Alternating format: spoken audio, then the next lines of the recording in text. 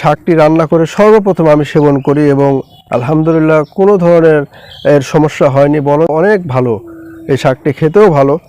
আপনাদের দেখাচ্ছি এই শাকটি রান্না করার পরে কেমন হয়।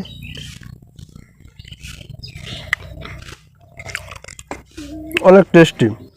আসসালামু আলাইকুম। এতদিন আপনাদের জিনসিনের শিকড়ের কার্যকারিতার কথা বলেছি, কিন্তু এর পাতারও যে অনেক কার্যকারিতা রয়েছে এই বিষয়ে আজকে আপনাদেরকে কিছু বলবো। এর পাতা বিভিন্ন উপায়ে সেবন করা যায়। যেমন আমার কাছে দেখতে পাচ্ছেন আজকে একটা সুন্দর রেসিপি করেছি, যেটাতে এই জিনসিন পাতার শাক রান্না করে আজকে আপনাদেরকে খেয়ে দেখাবো। তো এটা শাক রান্না করে খাওয়া যায়, তারপর এটা জাল করে এর নির্যাস অর্থাৎ জুস করে খাওয়া যায়।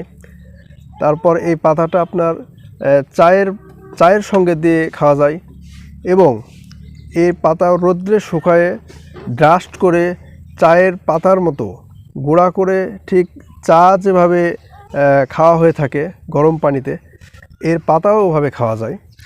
তবে আজকে শুধু এর শাক রান্না করে খেয়ে আপনাদেরকে দেখাবো কিভাবে এই শাকটা রান্না করতে হয় এবং এর উপকারিতাটা কী। অন্যান্য বিষয়ে অন্য একদিন ভিডিওতে আপনাদেরকে দেখানো হবে। তো এই শাক প্রথমে ওঠাতে হবে, ওঠা পরিষ্কার পানিতে ধুয়ে ঠিক অন্যান্য শাক যেভাবে রান্না করা হয় এভাবে রান্না করলেই হবে। এর শাকে আছে প্রচুর পরিমাণে পুষ্টি গুণাগুণ, এটাতে শরীরে অনেক এনার্জি ফিরে আসে এবং এর খেতেও খুব সুস্বাদু। এর পাতাটা একটু কচি হতে হবে, যেগুলো পাতা লাল হয়ে গেছে বা অনেক বয়স হয়ে গেছে এগুলো শাক খুব একটা ভালো লাগবে না। এই যে আমার যে দেখতে পাচ্ছেন এরকম সবুজ শাক নিতে হবে এবং কচি টাইপের শাক নিতে হবে। তো দেখতে পাচ্ছেন এই রেসিপি খুব সুন্দর হয়েছে। অনেকে ভাবছেন শাক আবার জিনসিনের শাক আবার কীভাবে খাওয়া যায়, এই বিষয়টা আপনাদেরকে ক্লিয়ার করে বলতে চাই।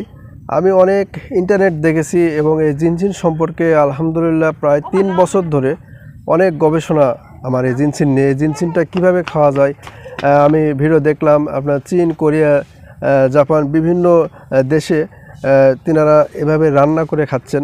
আমিও একটু টেনশানে ছিলাম যে এর শাক কীভাবে খাওয়া যায়। প্রথমে আমার বাসা থেকেও নিষেধ করা হয়েছিল যে এর শাক কেমন লাগবে।